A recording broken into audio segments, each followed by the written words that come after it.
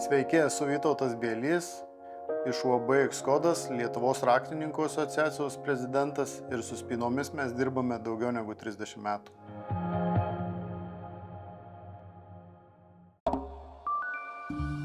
Teddy Go yra plastikinis, kur kas didesnis. Dabar išspręsta problema Teddy Go 2, jinai dirba kur kas tyliau ir jinai yra galingesnė negu pirmoji jos versija, bet turi 3 baterijas, jas karts nuo karto reikia pakeisti. Tas karts nuo karto tai yra kas 6 kažkur tai mėnesiai, priklauso kaip dažnai jūs naudojate. Privalumai yra tokie, kad ant durų galima uždėti praktiškai bet kurių, nieko duryse nekeičiant, negręžiojant, nevedžiojant laidų.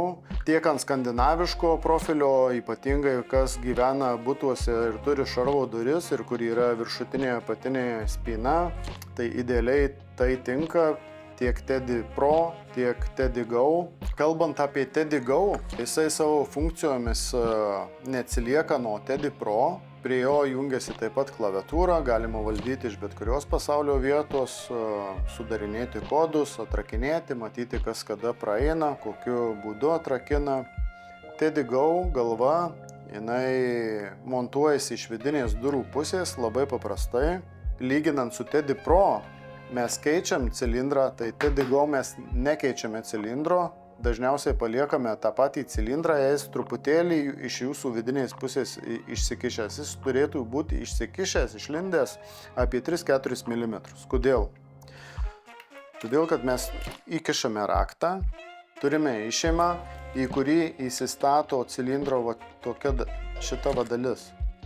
Dėl to mums reikalinga, kad cilindras truputėlį būtų iš durų išsikišęs. Jeigu tai yra apdaila, tai truputėlį iš apdailos, apie 3-4 mm. Ką mes darom?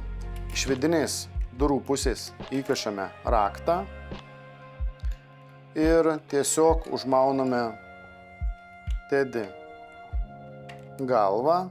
Ir ką padarome? Daugiakančiu rakteliu prisukame 3 taškus.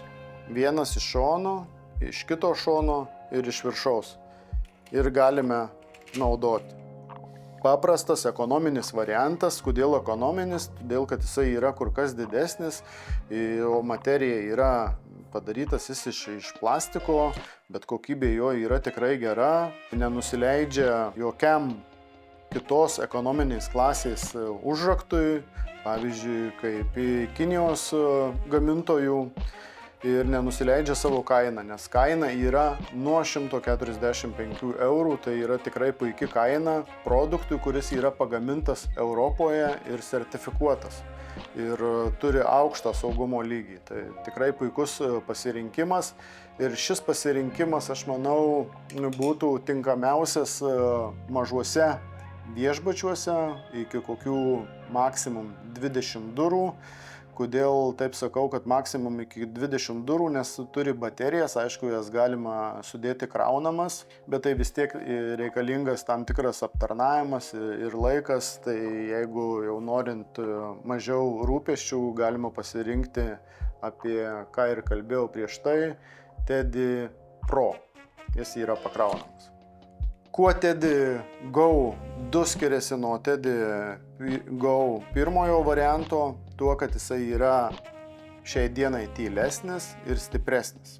Taigi tikrai rekomenduojam pasirinkti Teddy Go 2, kuris taip pat gali automatiškai užrakinti duris, galima valdyti iš bet kur, galima tiesiog matyti, ar tai yra užrakintas, atrakintas. Jeigu mes norime atrakinti, tai tiesiog paspaudžiam vieną mygtuką telefone ir atrakiname arba užrakiname iš bet kurios pasaulio vietos.